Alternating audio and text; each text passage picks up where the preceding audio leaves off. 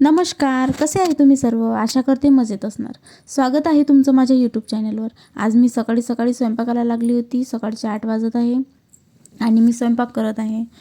आजचा मेनू वरण भात पोळी आणि भेंडीची भाजी असा आजचा मेनू होता. मला पेपर द्यायला जायचं होतं. 12वीचा पेपर देत आहे. 12वीचे पेपर देत आहे मी. माझी काही बॅक वगैरे नाही आहे 12वीचे पेपर. पण मी 10वी नंतर मी पॉलिटेक्निक केलं होतं. पॉलिटेक्निकनंतर आता मला असं वाटत आहे की मी 12वी करावी, म्हणून मी 17 नंबरचा फॉर्म भरून 12वी करत आहे.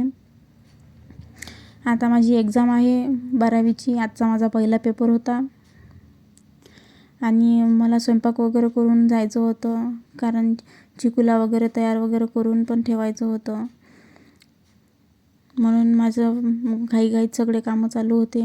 भेंडीची भाजी इथे बनून झालेली आहे. वरणाला पण मी फोडणी दिलेली आहे. आता मी पोळ्या करण्यासाठी कणिक मळत होती इथे. बाईचं जीवन हे खूप कठीण असतं. प्रत्येक महिलेला आपल्या जीवनात काही ना काही स्ट्रगल करायचंच असतं. इथे मी मामासोबत बोलत होती. ते मला म्हणत होते की तुझा आज पेपर आहे, 10 वाजता तुला जायचं आहे पेपरला आणि तू इथे स्वयंपाक काय करत बसत आहे. नाश्ता वगैरे करून करायचा होता आणि पेपरला जायचं होतं असे ते म्हणत होते. पण आपलाच विचार केल्यानं नाही जमत. सगळ्यांचाच विचार करावा लागते. इथे मी पटापटा गोळे वगैरे बनवून ठेवलेले होते कणकीचे आणि पोळ्या लाटत होती. नैवेद्यासाठी मी छोट्या छोट्या पोळ्या करून ठेवलेल्या होत्या. खूपच घाईघाईत मी इथे पोळ्या करत होती. त्यामुळं माझ्या थोड्या पोळ्या पण जळत होत्या. पण माझ्या घरी एकदम काही एवढं प्रॉब्लेम नाही की स्वयंपाक असाच झाला की तसाच झाला, म्हणून ॲडजस्ट होतं एखाद्या वेळेस. आणि तेवढं ॲडजस्ट व्हायला पण पाहिजे असं मला वाटते. तुम्हाला काय वाटते मला नक्की कमेंट करून सांगा. मी बरोबर बोलते की चुकीचं तेही सांगा. इथे चिकूच्या पप्पाची मी देवपूजा केल्यानंतरही त्यांचं सूर्याला पाणी देणं चालू होतं. त्यानंतर सूर्याला पाणी वगैरे देऊन ते थोडं नैवेद्य वगैरे ठेवत होते, कारण त्यांना मला जेवायला द्यायचं होतं.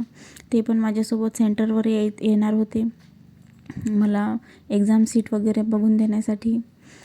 तसं सेंटर हे मला गावातच आलेलं आहे. आमच्या इथेच सेंटर आहे.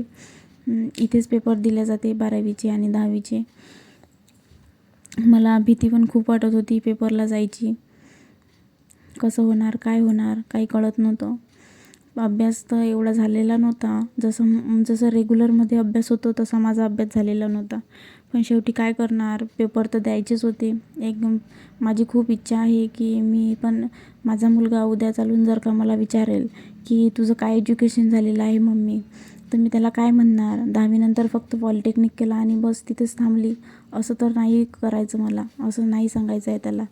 मला 12वी करून ग्रॅज्युएशन कंप्लीट करायचं आहे. तसं तर जॉब वगैरे असं काही करायचं नाही आहे, पण माझ्या मनाच्या समाधानासाठी मला माझं एज्युकेशन कंप्लीट करायचं आहे. लग्नानंतर कुठल्याही बाईचं जीवन हे खूपच वेगळं होऊन जातं. लग्नाच्या आधीचं जीवन आणि नंतरचं जीवन हे खूप वेगळं असतं.